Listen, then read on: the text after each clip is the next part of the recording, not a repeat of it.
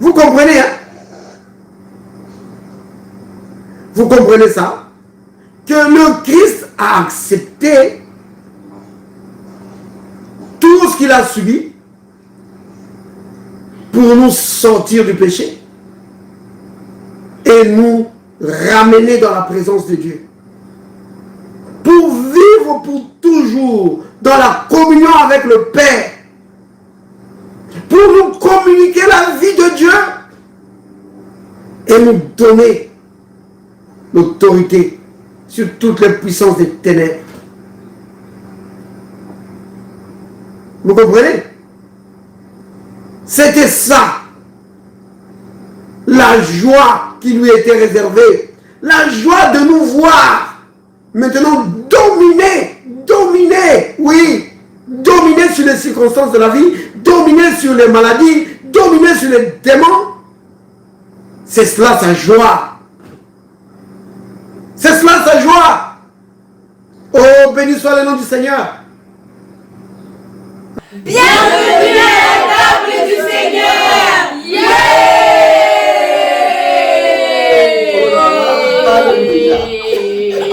Ça c'est merveilleux. Donc, Hébreux chapitre 12, le verset, à partir du verset 1er, je vais lire. Nous donc aussi, puisque nous sommes environnés d'une si grande nuée de témoins, rejetons tout fardeau et le péché qui nous enveloppe si facilement. Vous voyez, le péché pour envelopper la vie d'une personne, c'est vraiment facile. Oui, en tout cas, si tu le laisses faire, ça va venir comme ça, là, comme de la blague, et puis hop, ça enveloppe la personne. Alors, il faut rejeter tout fardeau que l'ennemi veut mettre sur nous, que le monde veut mettre sur nous. Il faut rejeter ça. Rejeter, ça veut dire refuser. Tu dois refuser tout fardeau, refuser tout péché. Dis non, je refuse.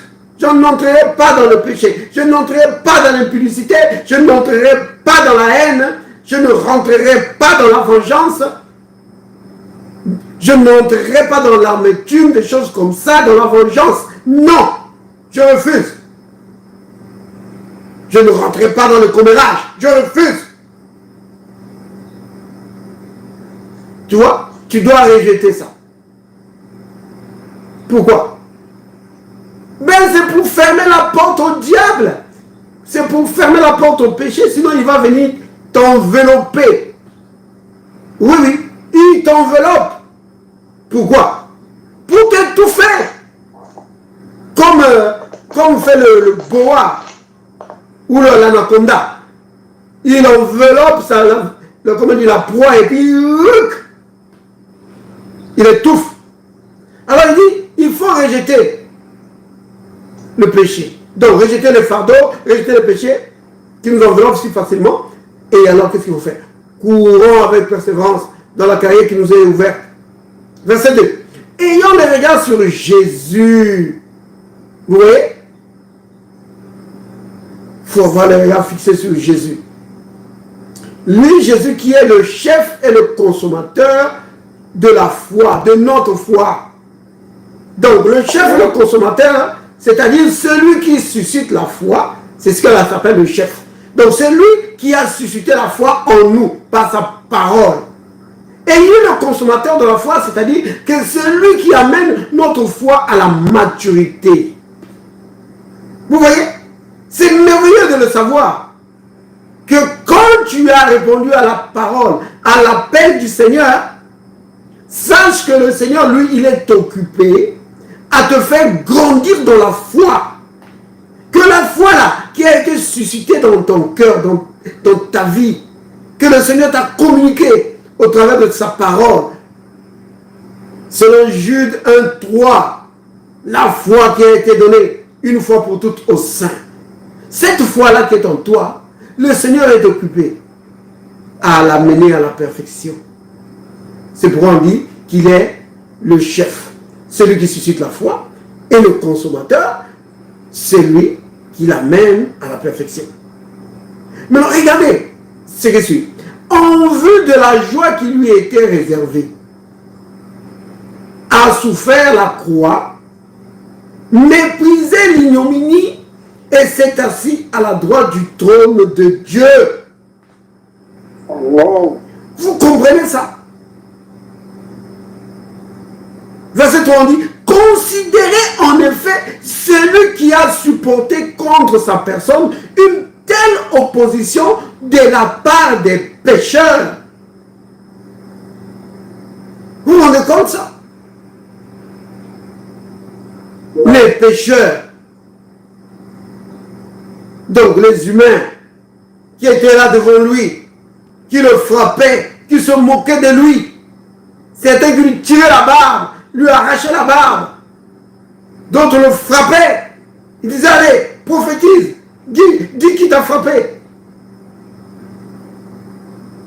Il aurait pu les effacer juste par le souffle de sa bouche. Oh oui. Mais il n'a pas fait. Il a supporté. Donc, le verset 2, on dit ceci, dans la deuxième partie du verset 2. On dit, en vue de la joie qui lui était réservée. C'est de ça que je voulais parler. C'est un petit, je ne vais pas développer ça vraiment, je vais pas aller en profondeur. Parce qu'on n'a pas le temps pour le faire. Parce que le temps est déjà arrivé. Je voulais juste parler de la joie qui lui était réservée. Donc, le Seigneur a supporté la croix, a supporté l'ignominie. Oui, on dit qu'il a méprisé l'ignominie. C'est-à-dire que l'ignominie qu'il subissait, il a regardé ça comme rien. Pourquoi? C'est en vue de la joie qui lui était réservée. Il a souffert, là la croix, les clous suspendus, là la croix. Il a supporté ça. Pourquoi? En vue de la joie qui lui était réservée. Vous voyez? Donc le but qu'il poursuivait était tellement grand que rien ne pouvait l'arrêter. Rien. L'ignominie, bien aimé, l'ignominie, quand quelqu'un te traite comme du poisson pourri, quand quelqu'un te méprise, oh bien aimé, souvent, oh là là, ça va bouger au-dedans de toi là. Tu veux riposter. Et le Christ aurait pu riposter. Tout le monde serait KO là. Comme lui-même a dit, qu'il pouvait faire appel aux anges. Il dit au Père de lui envoyer 12 légions d'anges. Vous vous rendez compte? Seulement un seul ange peut déjà faire des dégâts énormes. Alors 12 légions. Mais il ne l'a pas fait. La Bible dit qu'il a méprisé l'ignominie. Oui. Oh, bien-aimé, méprisé l'ignominie. Tout ça en vue de la joie qui lui était réservée. Et c'est quoi cette joie? C'est quoi cette joie qui lui était réservée? Parce qu'il a tout supporté à cause de cette joie qui lui était réservée. C'est quoi cette joie? Bien aimé, qu'est-ce qui satisfait le cœur du Seigneur? Est-ce que c'était de retourner là dans leur gloire, comme on dit, assis à la droite du trône de Dieu? Mais tout ça, il avait déjà ça avant. La Bible dit qu'il s'est dépouillé de sa gloire. Il avait ça avant. C'était quoi? Cette grande joie après laquelle il était en train de regarder. Cette grande joie qui lui était réservée. Bien-aimé, cette grande joie qui lui était réservée, c'était le salut de ton salut à toi, bien-aimé, et mon salut à moi. C'était ça, la grande joie. Oui. Voir l'humanité sortir de l'oppression du péché, de l'esclavage du péché, c'était ça sa grande joie. Oui. Donc, c'est-à-dire voir le travail accompli, dire maintenant, voilà, maintenant les hommes sont libres. Maintenant la vie éternelle est maintenant disponible pour l'humanité. Là, son cœur est satisfait. Son cœur est dans la joie. Oui.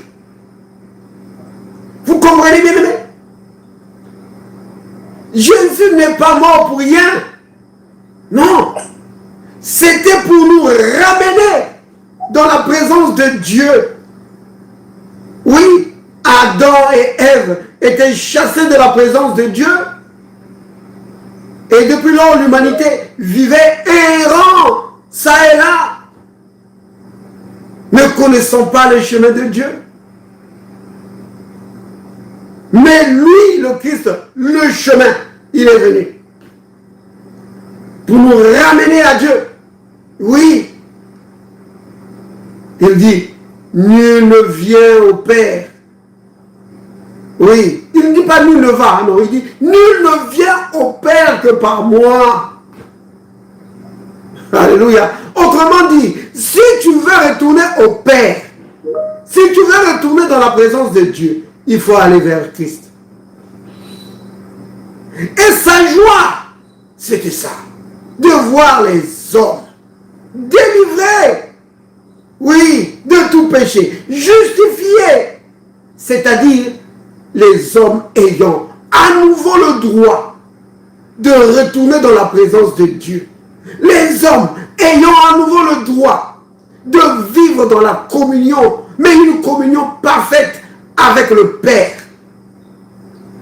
Oui, parce que jusque-là, le péché était un grand obstacle à cette communion-là. Parce que bien aimé, souvenez-vous que c'est le péché qui a brisé la communion de Dieu et l'homme en Éden. Alors le Christ est venu pour régler la question du péché.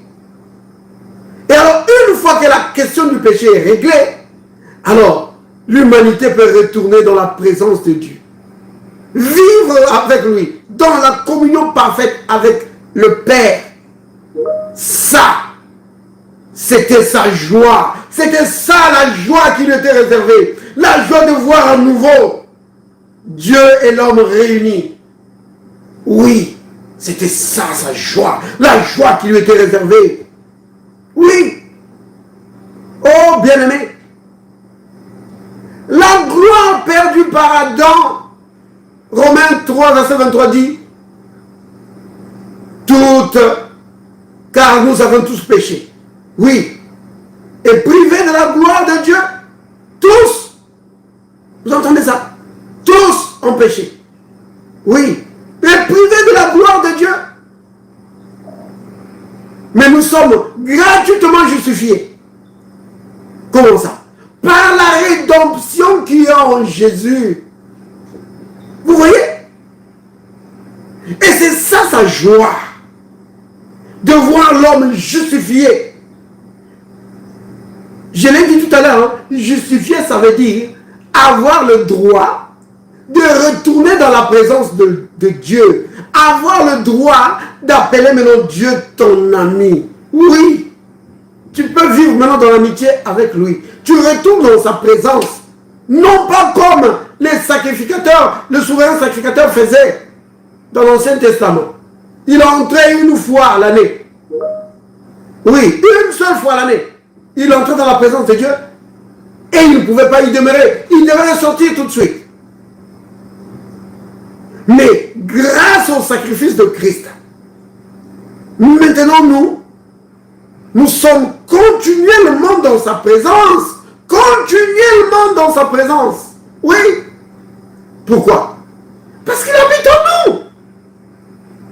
Oh oui. se rendre dans un temple ou dans une maison pour être dans la présence de Dieu. La présence de Dieu va avec moi partout où je suis. Oui. Certains disent, ah, je suis parti là-bas. Il n'y avait pas, Dieu n'était pas dans cet endroit-là. Comment ça? Mais quand tu viens, Dieu vient avec toi. Vous comprenez? Si tu es un enfant de Dieu, tu es la maison de Dieu. Oh. L'apôtre Paul dit aux chrétiens de Corinthe, il leur dit, ne savez-vous pas que votre corps, c'est la maison du Saint-Esprit que vous avez reçu de Dieu? Ça, c'est dans 1 Corinthiens 6, hein? À partir du verset 19. Oui. Vous comprenez? Quand tu crois en Christ, ton esprit et l'esprit du Seigneur s'unissent. Et alors ton corps devient la maison dans laquelle Dieu se sent chez lui.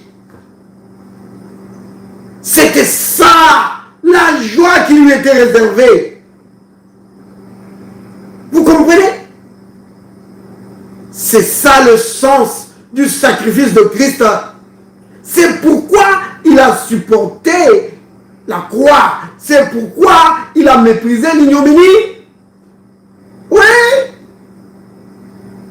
Parce qu'il devait nous ramener dans la présence de Dieu. Parce qu'il devait nous donner la victoire sur le péché, la victoire sur les démons, la victoire sur le Satan lui-même. Oui. Oh, béni soit le nom du Seigneur.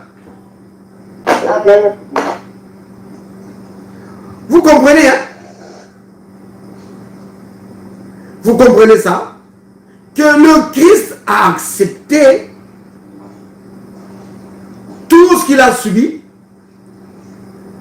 pour nous sortir du péché et nous ramener dans la présence de Dieu. Pour vivre pour toujours dans la communion avec le Père. Pour nous communiquer la vie de Dieu et nous donner l'autorité sur toutes les puissances des ténèbres. Vous comprenez? C'était ça, la joie qui lui était réservée, la joie de nous voir maintenant dominer, oui, dominer sur les circonstances de la vie, dominer sur les maladies, dominer sur les démons. C'est cela sa joie. C'est cela sa joie. Oh, béni soit le nom du Seigneur.